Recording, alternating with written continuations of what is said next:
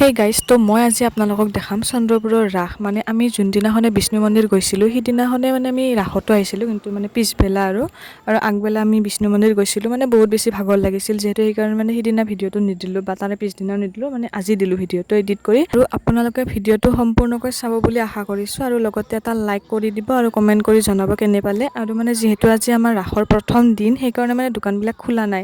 এনেই দোকানবিলাক অহাটো আহিছে, কিন্তু সেইটো কালি পৰহিলৈ খুলিব দোকানবিলাক। তো যিখিনি খোলা আছে সেইখিনিয়ে চাওক, আৰু সকলোৱে আহিব চন্দ্ৰপুৰত ৰাস চাব।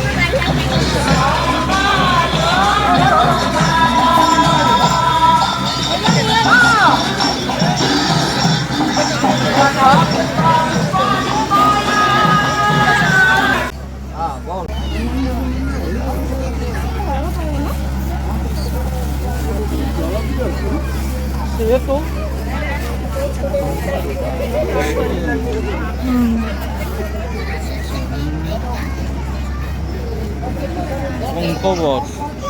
Yes. Bongkot. Naran Bedi, Vijayanagar.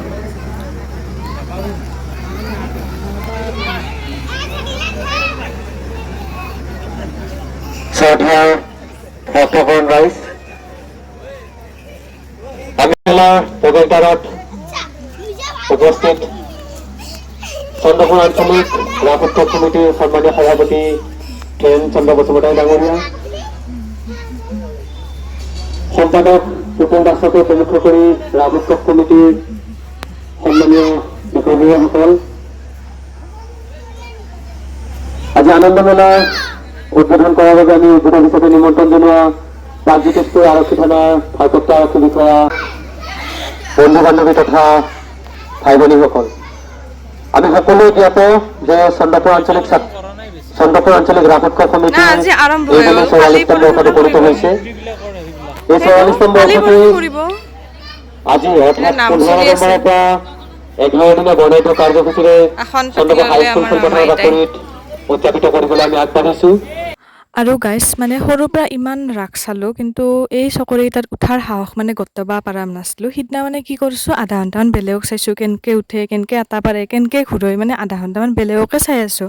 তাৰপিছত ভাবছোঁ কি এনেকৈ চাই থাকিলে নহ'ব, মনত সাহস অলপ গোটেইখিনি উঠিব লাগিব। তাৰপিছত কি কৰিলোঁ, প্ৰথমটোত উঠিলোঁ, আমি গোটেইকেইটা উঠিলোঁ, মামা আইতা, মই, দাদা গোটেইকেইটা উঠিলোঁ। এইটোত অলপমান ভয় লাগে, মানে যেতিয়া ওপৰলৈকে উঠি যায় তেতিয়া ভয় লাগে, কিন্তু সেইখিনিত চকু তকু মুজি থাকিব তো কথা নাই। তাৰপিছত ছেকেণ্ডটোত গ'লোঁ, মানে উশাহটোত, আৰু সেইটোত গ'লোঁ। সেইটোতো মানে টিকটৰ হাৰ আছিল 70 টকাটো, এটা টিকট কাটিলোঁ, কাটি কিনে সেইটোতে উঠিলোঁ। তাতে উঠি ভালেই লাগিল সঁচাকৈ, অলপ ভয়ো লাগিল বাৰু, ভয় লগাখিনিত চকু তকু মুজি আছোঁ। তো আপোনালোকে চকু তকু মুজি কিনে উঠিব। আৰু আমাৰ নলবাৰীৰ ৰাস চাবও আহিব, চন্দ্ৰপুৰৰ ৰাস দেখালোঁ, নলবাৰীৰ ৰাস চাবও আহিব। তো লাষ্টত আৰু অলপ মানে মিঠাই চিঠাই ল'লোঁ ঘৰক লৈ কিনে আৰু ৰাসখনৰ পৰা মানে বিদায় দিলোঁ আৰু ৰাসখনক। তো ভিডিঅ'টো কেনে পালে জনাব কমেণ্ট কৰি। তো আজিলৈ বাই বাই, পিছত লগ পাম আৰু।